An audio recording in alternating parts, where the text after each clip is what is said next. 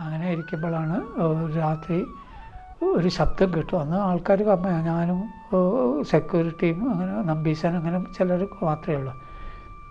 അപ്പോൾ ഇറങ്ങി സെക്യൂരിറ്റി വിളിച്ചപ്പോൾ ഞങ്ങളൊക്കെ ഇറങ്ങി നോക്കി, ഒന്നും കാണാനില്ല, എന്തൊരു ശബ്ദമാണ്. അപ്പോൾ ധാരയ്ക്ക് ഇങ്ങനെ കൊട്ടിയും കൂടി ഇരിക്കുക. പിറ്റേ ദിവസം രാവിലെ ആ സമയത്ത് പിന്നെ വടകര ഉള്ളൊരു KSFEയിൽ ജോലി ചെയ്യുന്ന നാരായണൻ എന്ന് പറഞ്ഞ ആൾ വന്നു. അദ്ദേഹം കൊട്ടിക്കൊണ്ടിരിക്കുമ്പോൾ അവിടെ വന്നിരുന്നു. ഒക്കെ കഴിഞ്ഞപ്പോൾ ധാര കഴിഞ്ഞപ്പോൾ എന്നോട് പറഞ്ഞു, എനിക്ക് വലിയൊരു വിഷമമുണ്ട് മാരാർക്ക് എന്തെങ്കിലും നിർദ്ദേശിക്കാൻ പറ്റുമോ ചോദിച്ചു. അപ്പോൾ ഞാൻ പറഞ്ഞു, ഇപ്പോൾ ഏതായാലും കൊട്ടിക്കൊണ്ടിരിക്കുകയായിരുന്നല്ലോ താങ്കൾ വന്നപ്പോൾ, ഇവിടെ വലിയൊരു നാഴികമണി സമർപ്പിക്കാമെന്ന് വിചാരിക്കുമോ, എന്നാൽ നിങ്ങളുടെ എത്ര പഴക്കമുള്ള പ്രശ്നമായാലും തീർന്നോളൂ എന്ന് പറഞ്ഞു. നിമിത്തം കൊണ്ടും എനിക്ക് മനസ്സിൽ തോന്നിച്ചതും അതാണ് പറഞ്ഞു. അതാണെങ്കിൽ താല്പര്യം ഉണ്ടെങ്കിൽ 2 ദിക്കിലും പ്രാർത്ഥിച്ചിട്ടും നിങ്ങൾ പോയിക്കോളൂ പറഞ്ഞു. അങ്ങനെ അദ്ദേഹം 2 ദിക്കിലും പ്രാർത്ഥിച്ച് കോഴിക്കോട്ട് വടകരയ്ക്ക് പിന്നെ പോവുക. കോഴിക്കോട് എത്തിയപ്പോൾ അദ്ദേഹത്തിന് ഫോൺ വന്നു, നിങ്ങളുടെ കാര്യം നേരെയായിട്ടുണ്ട്, ഉടനെ വരണം എന്ന് പറഞ്ഞിട്ട്. അങ്ങനെ അദ്ദേഹത്തിന് അതിലേറെ വലിയ സന്തോഷം, നേരാകെ പൊട്ടിത്തെറിച്ച് എത്രയോ പഴക്കമുള്ള കാര്യമാണ്, നേരെയാവേണ്ട കിടക്കുന്നതാണ്. അപ്പോൾ തന്നെ അദ്ദേഹം അങ്ങോട്ട് കയറി, ഞങ്ങൾ ഗുരുവായൂർക്ക് തന്നെ ഇനി വീട്ടിലേക്കൊക്കെ പിന്നെ പോകാൻ വിചാരിച്ച് ഇവിടെ വന്ന് തൊഴുതു, വൈകുന്നേരം തൊഴുതു പിന്നെ സാധനം വാങ്ങിത്തരാൻ വേണ്ടിയിട്ട് വന്നതാണ് മണി. അത് മാരർ പറഞ്ഞു. ഞാൻ പറഞ്ഞു ഞാൻ ഇല്ല.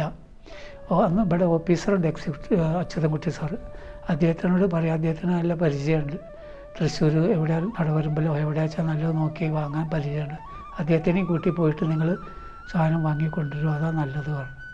അങ്ങനെ സാധനം വാങ്ങി കൊണ്ടുവന്ന് ഇതിങ്ങനെ അമ്പലത്തിലെ ഓരോ കാര്യങ്ങൾ ഇതൊക്കെ ആയിട്ട് നടക്കുന്നുണ്ട്. ആ സമയത്ത് വേണ്ടത് പരത്തണോരോ ചെയ്യിക്കണുണ്ട്. പക്ഷേ ഈ മണി തൂക്കാൻ കഴിയണില്ല, വലിയ മണിയല്ലേ.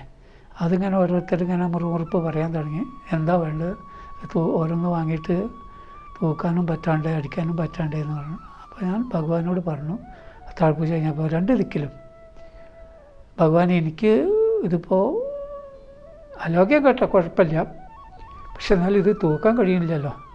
പറയണവരെന്താ വെച്ചാൽ പറഞ്ഞോട്ടെ, എന്ത് ചീത്ത പറഞ്ഞാലും പ്രശ്നമില്ല, അമ്പത്തിന് വേണ്ടിയിട്ടാണല്ലോ, തൂക്കാൻ പറ്റില്ല, അതിനൊരു വഴി വേഗമാക്കി തരണം. അന്ന് താഴ്പൂജ കഴിഞ്ഞ രാത്രി 3:30 മണിക്ക് ഇതുപോലെ വിളിച്ചു, എൻ്റെ നടക്കിലും കൂടി ഒരു മണി വെക്കട്ടെ, വേഗം നേരെയാവുമെന്ന് പറഞ്ഞു.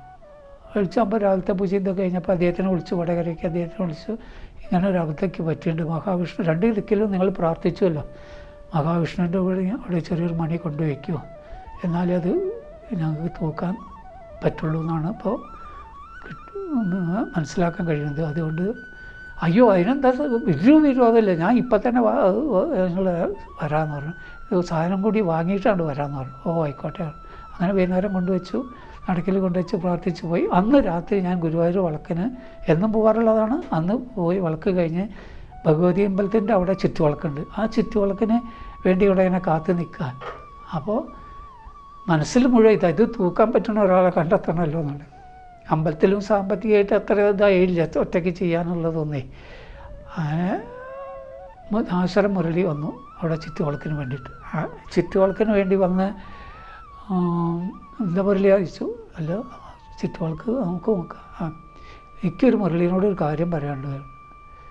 മുരളി ഇപ്പോൾ പലരും ബന്ധപ്പെട്ടുള്ള പല ആൾക്കാരും പരിചയമുള്ള ആളല്ലേ, അതുകൊണ്ട് അങ്ങനെ ഒരു കാര്യമുണ്ട്, വലിയൊരു മണി അവിടെ വാങ്ങി അല്ല വഴിപാടായിട്ട് വന്നിട്ടുണ്ട്, അത് തൂക്കാനൊരു സംവിധാനം വേണം. അപ്പോൾ എത്ര വരും എസ്റ്റിമേറ്റ് എന്താ ചോദിച്ചു. അതിപ്പോൾ എസ്റ്റിമേറ്റ് ഇട്ട് വെച്ചത് 35,000 റുപ്യാണ്. ആ എസ്റ്റിമേറ്റ്, ഓ 35,000 ശരി, 15,000 അതിൻ്റെ പകുതി ഞാനാണ് തരാം, പകുതിക്ക് ഒരാളെ കണ്ടുപിടിച്ചോളൂ പറഞ്ഞു. 17,000 അല്ലേ വേണ്ടു, അത് ഞാനാ തരാം, ഇപ്പോൾ വേണമെങ്കിൽ നാളേക്ക് വേണമെങ്കിൽ നാളെ തരാം. അത് വേണ്ട, അതായിട്ട് മതി പറഞ്ഞു. ഞാൻ പകുതിക്കുള്ള ആളല്ലേ, അത് ഞാൻ നോക്കട്ടെ പറഞ്ഞു. അത് കഴിഞ്ഞ് പിറ്റേ ദിവസം രാവിലെ ഇവിടെ പൂജയും കഴിഞ്ഞ് അവിടെ പുറത്ത് കൗണ്ടറിൻ്റെ അവിടെ നിൽക്കുമ്പോൾ ഈ പാക്കത്ത് ശിവദാസൻ എന്ന് പറഞ്ഞ ഒരാൾ വരുന്നുണ്ട്, തൊഴാൻ വേണ്ടി വരിക എല്ലാ ദിവസവും. അപ്പോൾ എനിക്ക് തോന്നി അദ്ദേഹത്തിനോടൊന്ന് പറഞ്ഞാലോ എന്ന്. ശിവേട്ട ഒരു കാര്യം പറയാണ്ടായിരുന്നു, ബുദ്ധിമുട്ടില്ലെങ്കിലാണ്. എന്താ വെച്ചാൽ പറയൂ, ഇങ്ങനെ മണി ഇവിടെ എത്തിയിട്ടുണ്ട്, അത് തൂക്കാൻ വാർപ്പ് കാലുണ്ടാക്കാൻ 35,000 റുപ്യയാണ് പറയണത് എസ്റ്റിമേറ്റ്. പകുതിക്ക് ആളായിട്ടുണ്ട്, പകുതിക്ക് ഒരാളെ ഉണ്ടാക്കി തരുമോ ചോദിച്ചു. പകുതി ഞാനാവാം. അപ്പോൾ എന്തായി, ഈ മഹാദേവനെയും മഹാവിഷ്ണുവിനെയും ഒരേപോലെ കണ്ട് തൊഴുതാലേ പ്രാർത്ഥിച്ചാലേ എന്ത് കാര്യം ഇവിടെ നടക്കുള്ളൂ. അദ്ദേഹത്തിന് മഹാദേവനുള്ളത് അതുപോലെ തന്നെ മഹാദേവനെയും പ്രാധാന്യത്തോടു കൂടി പ്രവർത്തിച്ചാൽ ആ കാര്യം വിജയിക്കും, എന്തായാലും സംശയമില്ല. അത് എന്നെ അനുഭവത്തിൽ കൂടെ അമ്മേൻ്റെ കാര്യത്തിലും ഇതിലുമൊക്കെ എന്നെ ബോധ്യപ്പെടുത്തി തന്നെ. ഇത് ഞാൻ വരുന്ന എല്ലാ ഭക്തന്മാർക്കും മനസ്സിലാക്കി കൊടുക്കാറുണ്ട്.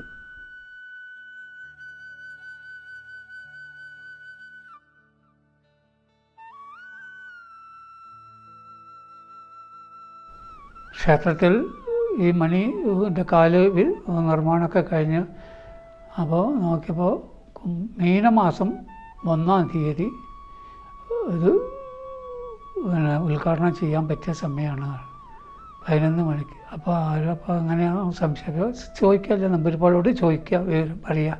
അദ്ദേഹം സമ്മതിക്കുകയാണെങ്കിൽ അതുതന്നെയാണ് ഉത്തമം എന്ന് പറഞ്ഞു. അപ്പോൾ അന്ന് നാരായണ നമ്പൂതിരിപ്പാടാണ്.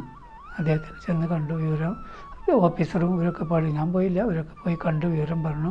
ഉദ്ഘാടനത്തിൽ അങ്ങ് വന്ന് ആദ്യം വളരെ സന്തോഷത്തോടു കൂടി വന്ന് 11 അടിച്ചിട്ട് ഉദ്ഘാടനം നടത്തിയിരുന്നത്. അത് കഴിഞ്ഞപ്പോൾ ഒരാൾ പറയണ്ടായി, വികസനത്തിൻ്റെ നാഴികമണി മുഴങ്ങി ഇവിടെ ഇട്ടോ എന്ന് പറഞ്ഞു. സന്തോഷം പറഞ്ഞു.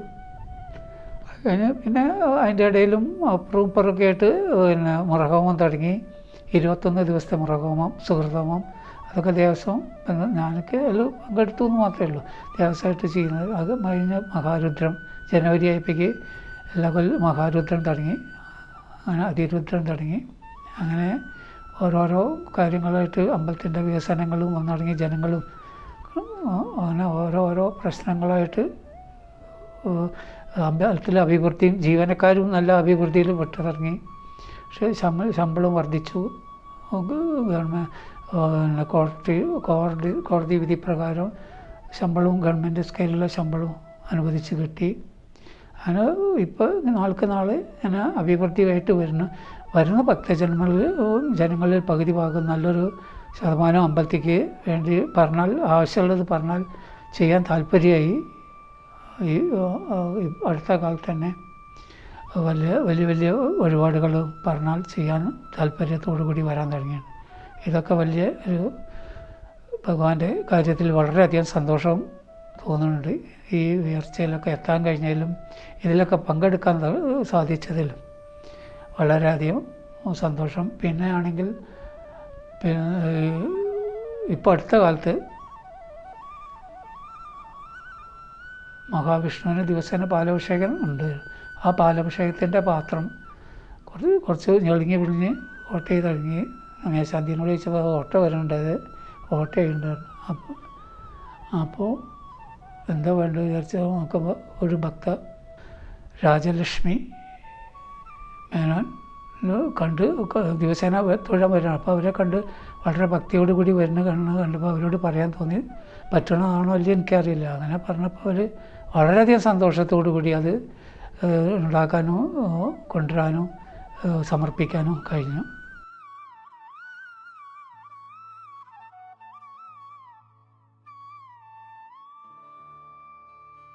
സമയത്ത് ഓരോരോ ചിന്തയാണ്. ഭഗവാന് എന്തെല്ലാം വേണം, അത് ഇവിടെ ഇല്ലാത്തതെന്ന് നോക്കിയിട്ട് അതിന് പ്രത്യേക ഒരു താല്പര്യം തോന്നുക. അത് ഒന്നിനും ഇവിടെ കുറവ് വരരുത് എന്നുള്ള സമയത്ത് ഇങ്ങനെ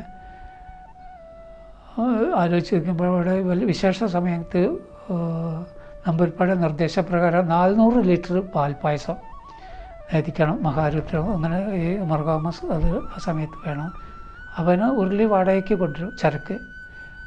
ആ ചരക്ക് പ്രാവശ്യം കൊണ്ടുവരണമുണ്ട്. അപ്പോൾ അതിൻ്റെ ഉള്ളിലത്തെ ഇതൊക്കെ പാടുന്നുണ്ടപ്പോൾ വളരെ വിഷമം തോന്നി മനസ്സിന്. ഒന്നും പറയാൻ പോയില്ല. അങ്ങനെ ഇരിക്കുമ്പോഴാണ് ശ്രീലങ്കയിൽ നിന്ന് അടുത്തുള്ള ഒരാൾ ഡോക്ടർ തൊഴാൻ വന്നു. ഡോക്ടറോട് വിവരങ്ങളൊക്കെ പറഞ്ഞിങ്ങനെ ഒരു 200 ലിറ്റർ കൊള്ളുന്ന ചരക്ക് കാണിച്ചു കൊടുത്തു.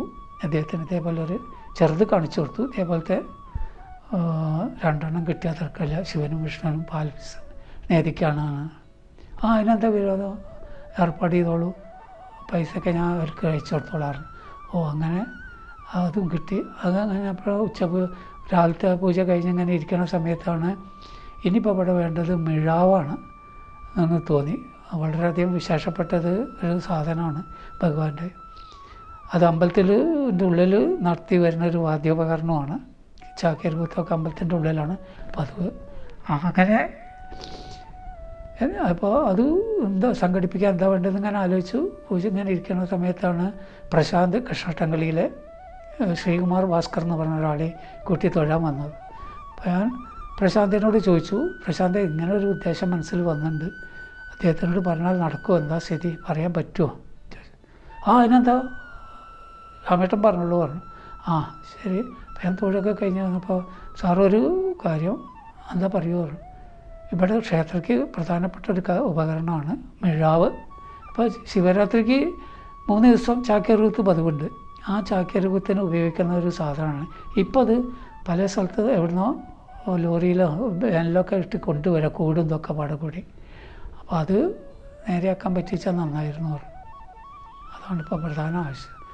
അതിനെന്താ വിരോധം, എന്താ വെച്ചാൽ ഏർപ്പാട് ചെയ്തോളൂ, ഞാനത് ചെയ്തോളാറ്.